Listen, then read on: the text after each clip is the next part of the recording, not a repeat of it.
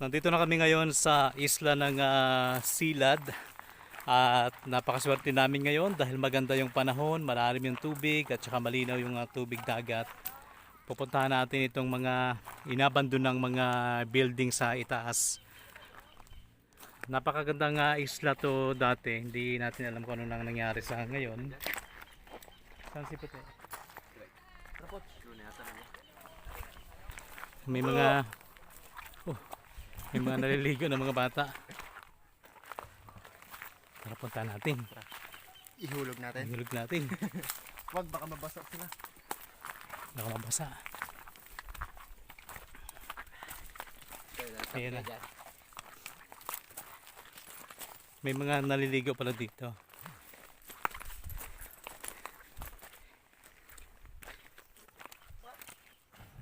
Yun. Dito ay maraming walo-walo. Pag umuulan. Yan, Andre. Ito ang mismong pinaka-bahay nila eh. Bato. Aray. Sarap dito. Ayan. Wow. Nature. Sige nga tayo, lundag ulit kayo. So yan yung mga bata. So yan yung mga naliligo. Lumulundag sila. Doon kami galing kanina yun sa mga bato na yun. Kasama niyo dyan?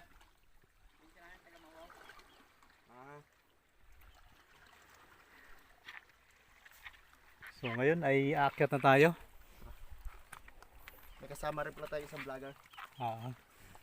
Sama natin si Pots, Si Putsulok. si Kaputi. Puputi. Be, kita ka dyan. May na. Katapos ng trabaho. Trabaho man tayo. Ayun, ang ganda. Talagang kalmado talaga yung dagat.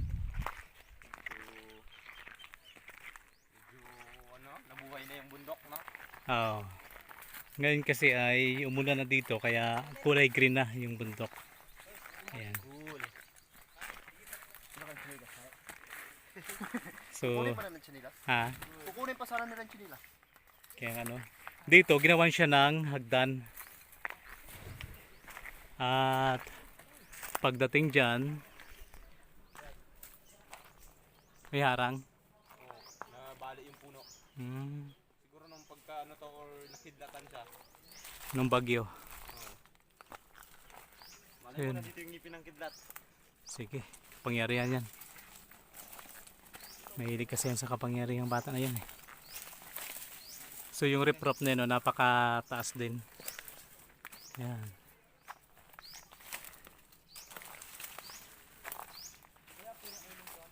Tibay din oh. Oh. Yan oh. Mula dito, 20 years na rin to. yan, papunta doon sa taas. At papunta tayo dun sa itaas kahit pa may harang na punong kahoy na natumba.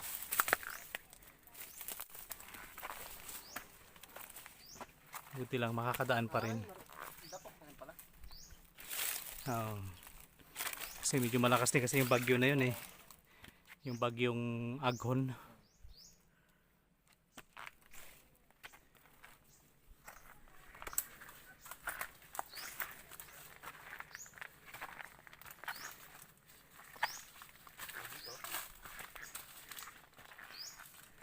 Yung pinaka nila overlooking. Overlooking. Ayan, ay mga sira-sira na oh. So nandito na kami sa itaas kanina, yung riprap na nakikita nyo. At mula dito sa taas ay makikita natin yung ibaba ng resort, yung puting buhangin. At saka yung mga tao na naliligo, yung mga nagse-celebrate ng mga birthday nila. So dahil sa ngayon, kahit private ang island na to, ay bukas pa sa publiko, kaya libre pang pumunta dito. Medyo hinihinga lang ako. Kapagod talaga. Pagod. Sa tuktok na kasi ito ng bundok eh. So anong pakiramdam Pot na ikaw ay nakapunta dito sa magandang isla na to? Masaya. Masaya?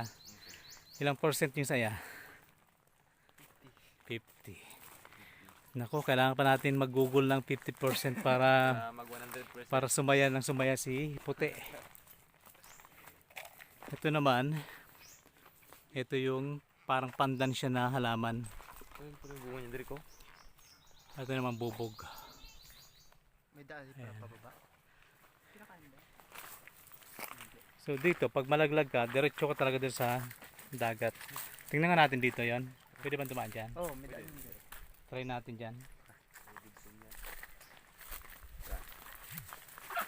Siyempre marami mga nagtatanong kung may ahas ba sa lugar na to. Eh, basta't may gubat, may ahas. Kaya nga. Kahit nga walang gubat eh, sa syudad merong mga ahas. Minsan kaibigan mo, inaahas ka na rin.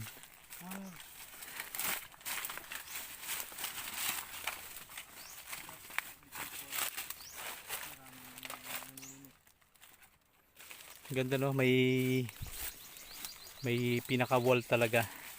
Para sa mga bata, para Ah, safe. kaya lang, anong nangyari, ba't inabandonan nila yung isla na ito? Hindi ito yung isla ng Buyayaw ha, na pinuntahan natin na mayroong airport, na mayroong mga leon. Ito po ay isla po ng Silad, magkakaiba po to. Astig. Ayun, may dagat. Pwede bang pumunta dyan sa baba? Pwede yan, Derek. Mag-ingat lang dito no, kasi maraming mga, ayun, mga gubat-gubat. Safe din. Derek. Pati sa mga itaas natin, no, safe din. Ayan. Baka kasi may mga naka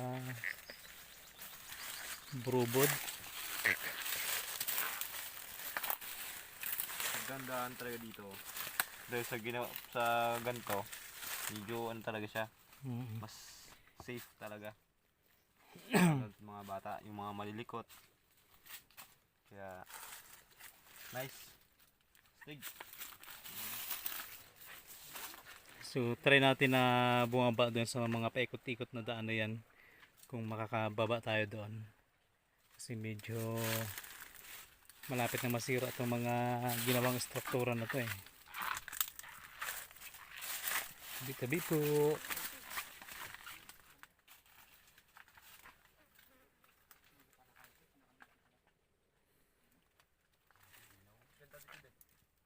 Ito yung sinasabing palasyo sa labas.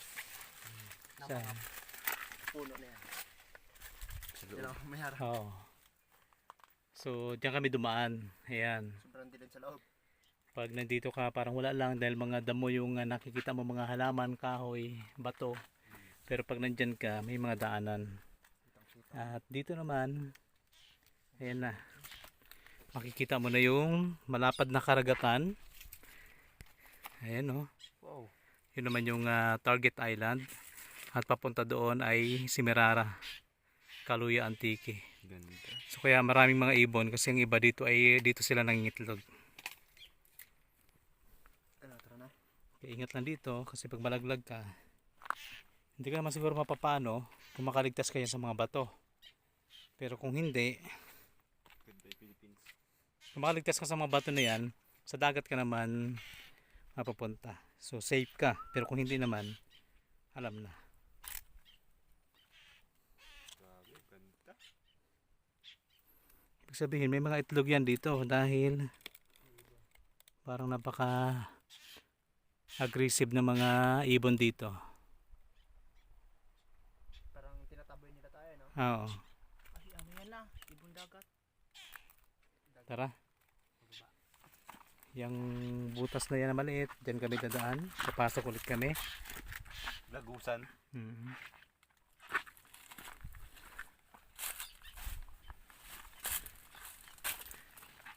Okay lang, te? Okay lang? Okay lang. Yeah. Be careful. Kasi yung palayo niya kasi yan ay puti. Be careful. Sayang na kung nalilinisan ko na. Maganda sana. Ano, te? Ano sabi mo? Kung nalilinisan, maganda sana. Kaya nga. Ang kulang na lang kasi dito ay malinisan ng may-ari. Alagaan talaga. Para maging maganda. Kaya lang ngayon, hindi natin alam kung ano nang nangyari. Ba't pinabayaan na to? Nagsimula kasi itong mapabayaan mula nung pandemic. Kaya yun. Oh, meron pa din siguro ibang pumupunta kasi nga oh. Kasi itong sanga na to, nakaharang Oo. siguro to dito. Sayang lang at hindi nakasama si na Sheila, no? Kasi nga biglaan kasi yung lakad namin, wala sa plano. Kasi pag pinaplano hindi natutuloy. Tama. So ngayon biglaan lang. At saka walang magamit kasi na bangka. Buti lang nag-volunteer si Mark. Ano? Hindi ma. Ano to? Yung kapag nito? Yung pinaka-alayan niya. Ano yan? Alayan. Bukal? Bukal? Pinaka ano yan, yung pinaka Basa-basa pa. waiting fish yan. Saan? Basa-basa. Ah. May parang upuan to. Picture niya. Dito yung pinaka-altar nila. Sigla no.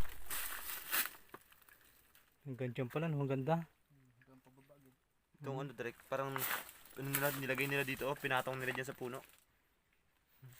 Mo kaya? Ibig sabihin, may papasok pa pala. Ipapasok pa yan. Iba yan, no? Papasok. Iba. Kuya ba? Hmm. Tara nga. Ngayon na kami nakapunta sa lugar na to. Kakaiba. Kakaiba sa lahat.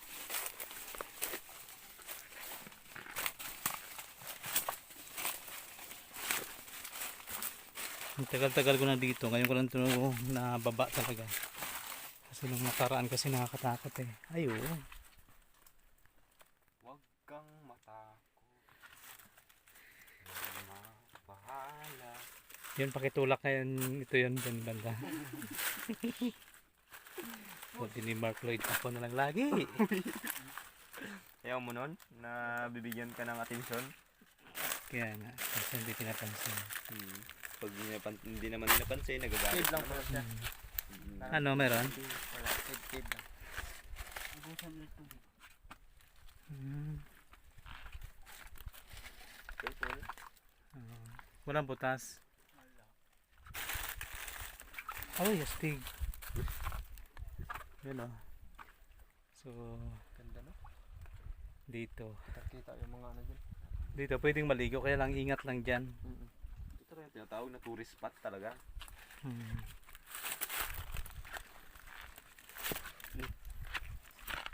Ay, bikada to oh. Yan. So iniulit natin na ito po ay matatagpuan dito sa Barangay Milagrosa, Bulalakaw, Oriental, Mindoro. Sa mga gustong pumunta dito, makipag-ugnayan na po sa inyong lingkod. I-type nyo lang po sa aking sa inyong mga Facebook ang MJ Rovera. Yan po yung aking personal account. Dahil ako po yung committee chairman ng tourism dito sa aming barangay, makakaasa po kayo na paglilingkuran namin kayo ng maayos. Ayan. Ano na? Tara na, liguan na. Sabihin, meron din para dito no? Ano yan? Bahan. Oh, So dito lang talaga sila naghalo.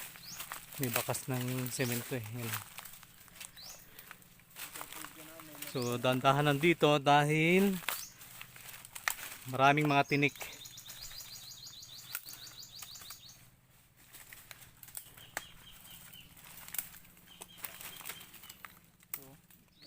Oh, yan na nga oh.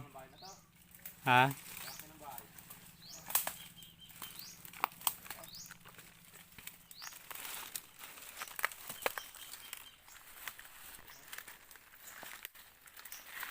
Dahanan talaga dahil matinik ang lugar na to.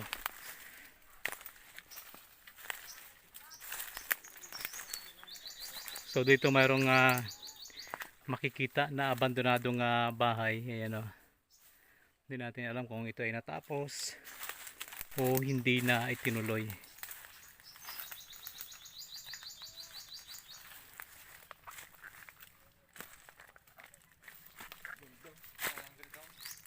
Dito sana, hindi lang matapos.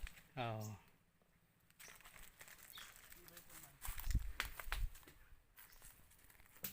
Baka natapos din, kaya lang binagyo. Kasi may mga ayan o, may mga parang kwarto-kwarto din. Hindi natin alam kung kusina ba to. Ito yung pinaka Ay! Ano? terrace. Ah. Sala. Pinaka-living room. Function hall. Tapos yung labas. Hindi, ito yung pinaka balkonahe niya. Ayan. Oo, Balcony.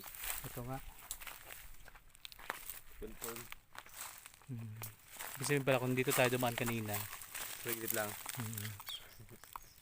So, ayan, ito yung labas ng abandonadong bahay. So dyan, wala ka na makikita, kundi puro mga bato at saka mga ibon na lumilipad. Siguro madaming mga itlog yan dyan. Ang dami ito dyan, Jack, na. Oo, tsaka pugad. So, ayan, nakatayo pa yung mga matitibay na haligi. Almost mga ilang years na kaya ito, Dre.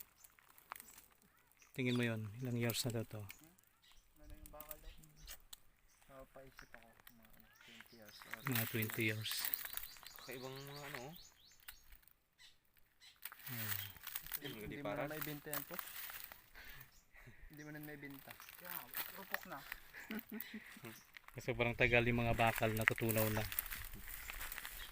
Pero matitibay sana yung mga malalaking bakal yung ginamit.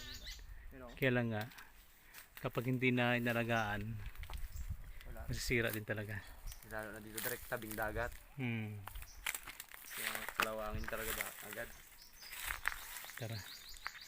Ito po kasi ay matatagpuan sa isla. At ito yung pinakatuktok ng bundok ng isla. Ayan. Maraming mga insekto.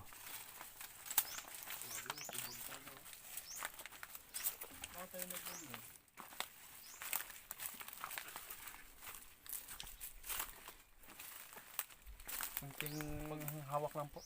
Oo. Pag dito siya tingnan, maliit lang. Pag pumasok,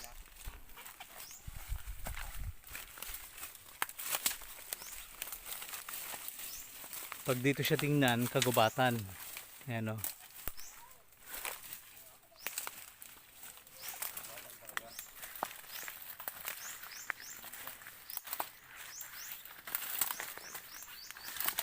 Ngayon ay pababa na tayo doon sa puting buhangin.